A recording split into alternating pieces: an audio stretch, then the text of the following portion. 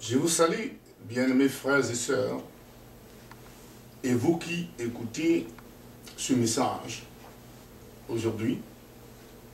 Nous allons continuer ce message parce qu'il est à la suite de ce que nous avons déjà suivi concernant l'évangélisation de l'Afrique. Comment l'Afrique a été évangélisée.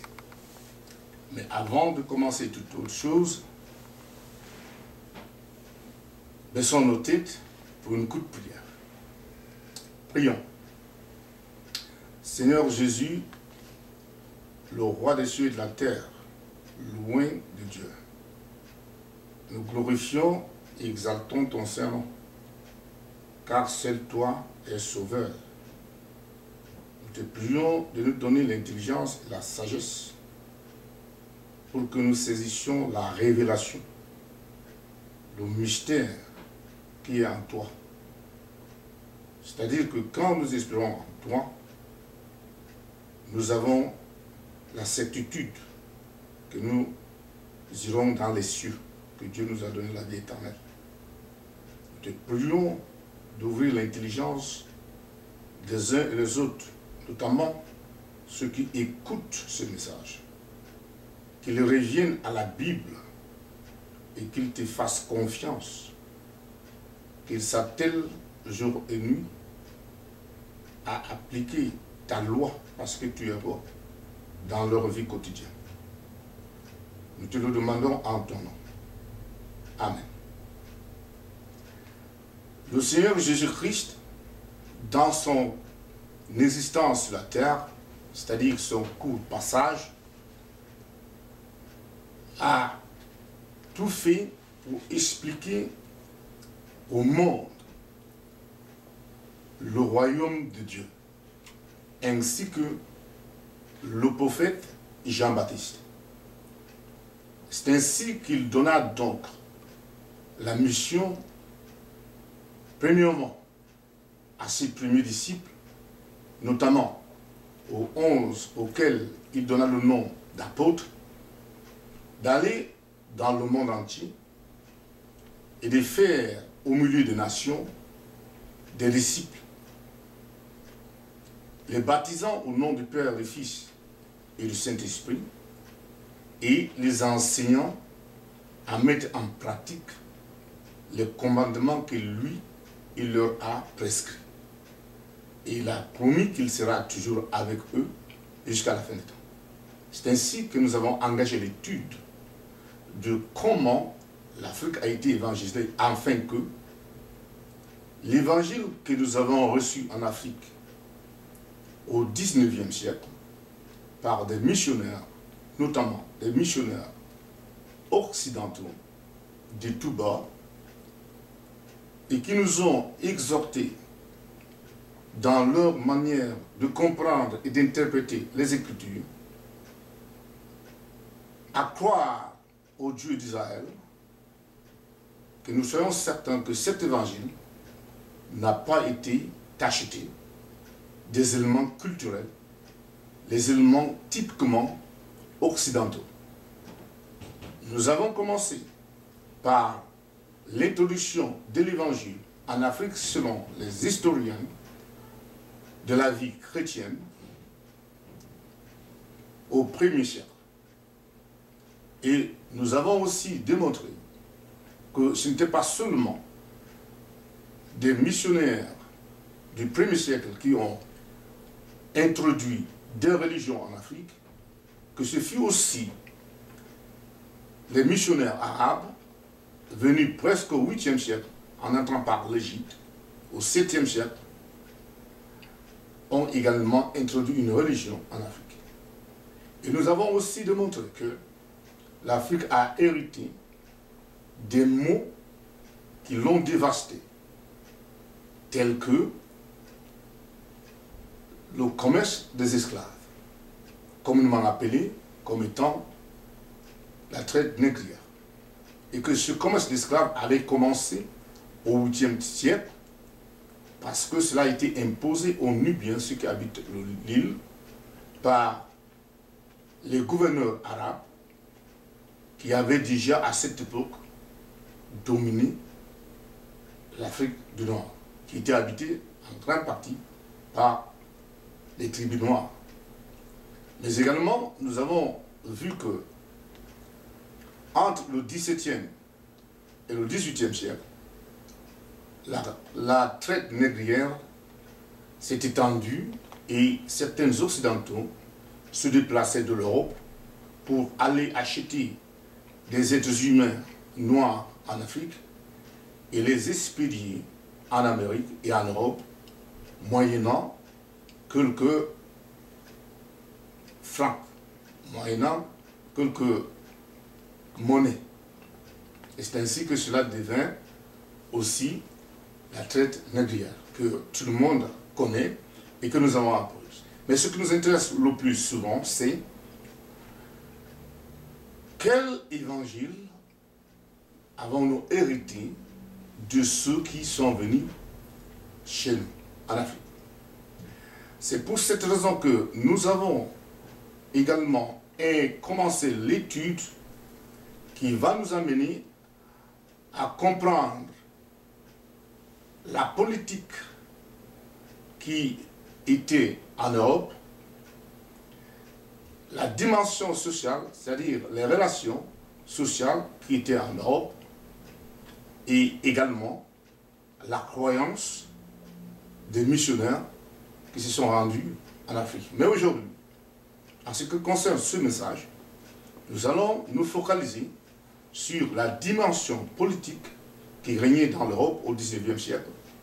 Si on a plus de temps, nous irons jusqu'à la dimension sociale qui était en Europe, parce que les missionnaires ont évolué, ont grandi et ont appris dans cette société du XIXe siècle avec ses valeurs politico-sociales et culturelles, et avec ces valeurs-là qu'ils se déplaçaient et essayaient de distribuer, de partager avec d'autres peuples qui n'étaient pas des peuples occidentaux.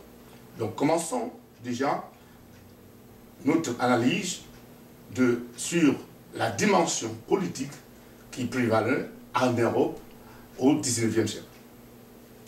Le XIXe siècle reconnaît dans le continent européen le régime politique qui n'est que la monarchie. Donc, les nations européennes, dans leur grande partie, dans leur majorité, connaissaient un système monarchique. Ce système monarchique, ça veut dire que le dirigeant était un empereur pour certains, ou bien un roi pour d'autres. Alors, dans ce cadre-là, quelle était donc la motivation politique en Europe? Nous, l'Europe du XIXe siècle nous présente ici des systèmes monarchiques dont les aspirations sont d'aller dans d'autres continents pour pouvoir apporter leur domination, pour pouvoir imposer leur volonté et leur aspiration à d'autres peuples, à d'autres tribus, voire en un mot, à d'autres nations. Alors, ce système politique de conquête est appelé la colonisation. Donc, au XIXe siècle, les systèmes monarchiques européens vont s'asseoir pour élaborer un système de domination que nous appelons la colonisation.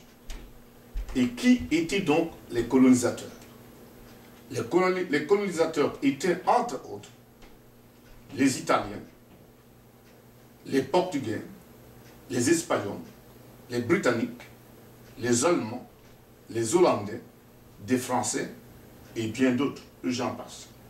Quelles étaient donc les catégories de systèmes coloniaux qu'ils avaient adoptés? On peut classer ces systèmes coloniaux en trois. Le premier, c'est l'assujettissement. Le second, c'est l'autonomie. Et le troisième système, c'est l'assimilation tout court. Mais tous les trois systèmes avaient un point ou bien des points communs. Le premier point commun qu'ils avaient, c'est que l'intérêt qu'il y avait dans les relations entre la colonie et la métropole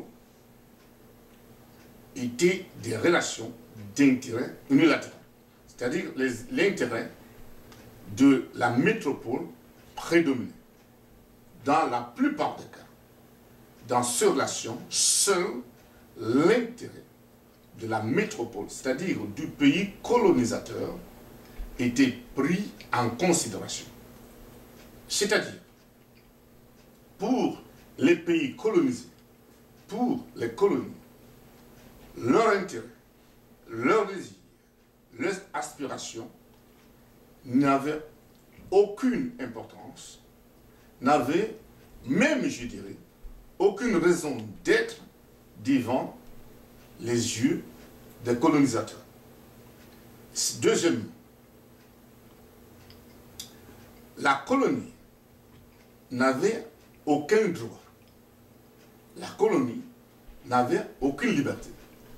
Parce que dans le système colonial, selon le pacte colonial, c'est-à-dire l'ensemble des mesures qui regendaient des relations entre la colonie et la métropole, ces mesures stipulaient que la colonie, c'est-à-dire les indigènes, n'avaient pas d'existence, n'avaient aucun mot à dire, parce qu'ils sont là pour apprendre.